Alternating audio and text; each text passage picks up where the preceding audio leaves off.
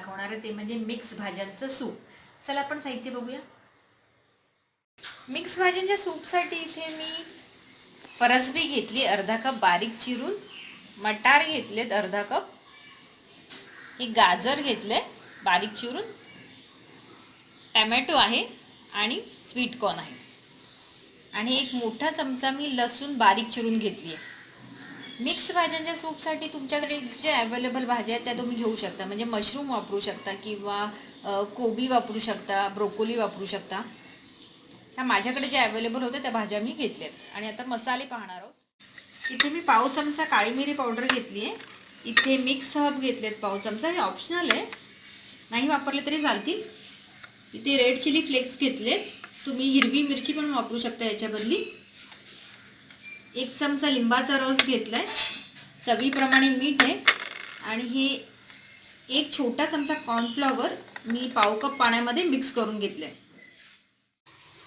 इथे मी पॅन घेतलाय आणि पॅनमध्ये मी एक चमचाभर तेल टाकलंय. तुम्ही तेलाच्या बदली बटर पण घालू शकता. आणि तेल चांगलं गरम झाल्यावर मी ते लसूण घालून घेणार आहे आणि चांगलं परतून घेणार आहे.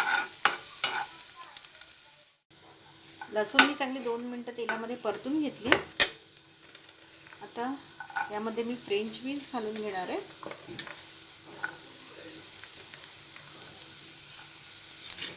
आणि गाजर घालून घेणार आहे. आता फ्रेंच बीन्स आणि गाजर मी चांगलं परतून घेणार आहे. स्लो गॅसवरती 5-10 मिनटं मी परतून घेणार आहे. आता यात मी मका घालून घेते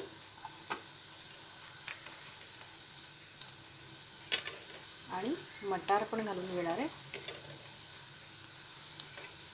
आणि टॅमॅटो पण घालून घेते. हे चांगलं पुन्हा 5 मिनटं तेलात परतून घ्यायचं. भाज्या थोड्या शिजल्या जातील. मी या सर्व भाज्या 5 मिनटं स्लो गॅसवरती परतून घेतलेत.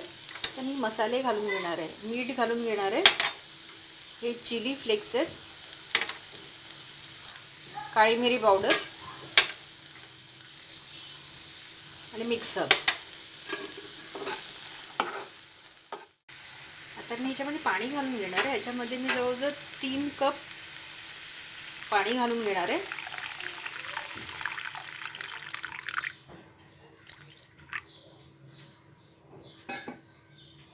आणि 10 मिनटं